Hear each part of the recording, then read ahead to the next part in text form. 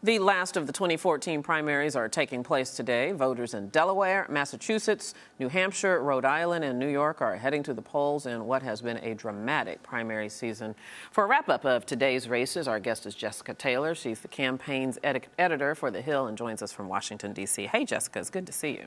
You too, thanks. All right, so we just listed the states, and I kind of want to march around, talk about some of these races in each of these states. And I want to start with New York only because the current governor of New York, Cuomo, potentially could be a presidential candidate. So let's start with New York. He's up against Zephyr Teachout, and many around here in the local media say Zephyr who, because he's all but ignored her.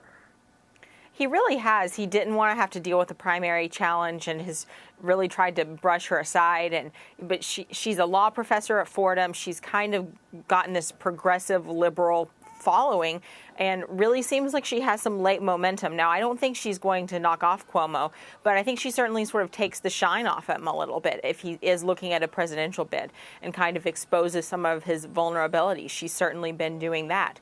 But where she could have an impact is her running mate, another fellow law professor, Tim Wu, could actually win the lieutenant governor's nomination. So against Cuomo's pick, former Congresswoman Kathy Hochul. So if that happens, it could be an interesting ticket for Cuomo. But certainly this, progressive dissatisfaction with Cuomo has come to the forefront with this primary challenge. Yeah, it's going to be interesting to see what happens. Let's move on to New Hampshire. Now, you got to use short words for us to understand this very complicated state of affairs here. First of all, Scott Brown, who defeated, I think it was Martha Coakley, in the Senate race, now is running in New Hampshire. So just give us a summary of this field here.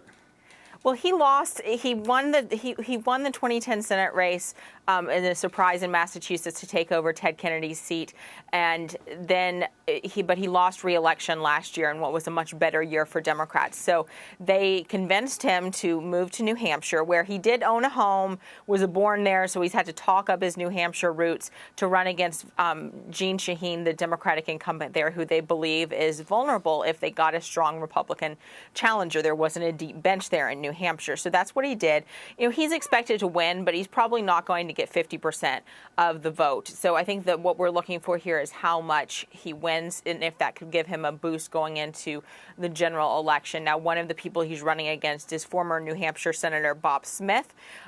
Much like Brown, he's been a senator before, but he actually left New Hampshire, moved to Florida, tried to run a couple of times down there. Now he's moved back to New Hampshire. So you have people who have both been in the United States Senate and are both trying to run and have tried to run in different states and things before. So I think Brown wins, and this is a race that if we see the rest of the country's Senate map tightening, I think you see New Hampshire certainly moving up on GOP target lists. Mm-hmm. Yeah, that will be one that will be very closely watched. Let's move on now then to Rhode Island. Very interesting candidates here, not the least of which the spouse of Michelle Kwan, for those who watch ice skating, who also is the grandson of the starter of the Pell Grant. But take us through it. Yes, Clay Pell there. He comes from a political pedigree family there in Rhode Island, of course. But as you said, he is the husband of figure skater Michelle Kwan. He is running in an open Democratic primary. So I think this one's, of the races we've talked about, this is probably the one that's most up in the air. It looks like the state treasurer there, Gina Raimondos, has probably a slight edge. They're also running against the Providence mayor for another who's another candidate there. But no one really seems to know how this one is going to go. I would look for Pell, but it seems like Raimondo might have a slight bit of an edge. Yeah, and interestingly enough, if Raimondo did win this, then she'd become the state's first female governor. Mm-hmm. And then also in that race is Angel Tavernas, I think, mm-hmm. who would become the first Hispanic. So It's really interesting all the way around. Mm-hmm. All right, what do we need to know about Delaware?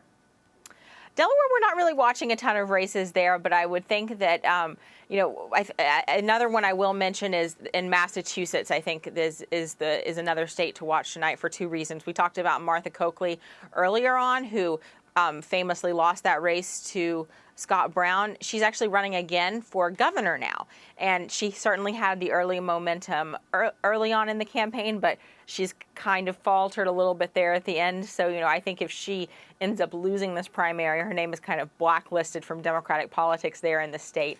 But, she could go in a little bit weakened into this open seat contest where Republicans do have a good candidate running there, Charlie Baker, who is their 2010 nominee. So especially if she wins, is a little bit damaged. I think that could end up being a closer race. And also in Massachusetts, we could see the fourth House incumbent lose a primary tonight. That is John Tierney. He is one of Republicans' top targets this cycle. He only narrowly won his 2012 reelection race. He had some family problems. His wife's brothers had been indicted in a gambling ring that they and questions were raised about how much he knew, about how much his wife knew. He survived, and again, what was a good year for Democrats, certainly there in Massachusetts. He's facing the same a rematch with an opponent who Richard Tassay, who was the former lieutenant governor nominee, is actually an openly gay Republican, is running very much to the center in this race. And Tierney's problems are one of the reasons why they think that he could be vulnerable. And Democrats we've talked to, interestingly enough, I don't think they would be really sad to see him lose, because that could mean that this seat is actually safer for them. He's running against an Iraq war veteran named Seth Moulton, who's gotten an endorsement from military leaders, some more liberal bloggers and different things, was actually endorsed by both the Boston Globe and the Boston Herald. So he would kind of be a new, fresh face, and it would be certainly harder for Republicans to sort of paint him with this ethical brush. Wow. Your encyclopedic knowledge is just amazing to me. Jessica Taylor, thank you so much for the roundup. Appreciate it. Thank you.